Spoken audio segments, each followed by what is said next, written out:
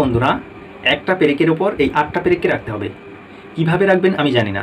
আপনি যে কোনো অ্যারেঞ্জমেন্টে রাখতে পারেন, তবে এতে 2 নম্বরে গিরি করা চলবে না। তো তার জন্য বন্ধুরা, আমি একটা পাটাতনের মধ্যে একটা পেরেক পিটে নিয়েছি। এইবার এই পেরেকটার উপরে এই 8টা পেরেক আমি এর উপরে রাখবো। আপনি কি পারবেন? আপনি যে কোনো অ্যারেঞ্জমেন্টে একবার ট্রাই করে দেখুন তো। তো এই দেখুন বন্ধুরা, আমি ঠিক এই রকম একটা অ্যারেঞ্জমেন্ট করেছি। এরপর এই অ্যারেঞ্জমেন্টটাকে আস্তে করে তুলতে হবে, এইভাবে তুলতে হবে।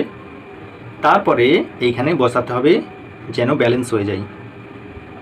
খুব সাবধানে, নাহলে পড়ে যাবে। এই দেখুন বন্ধুরা, ব্যালেন্স হয়ে গেছে।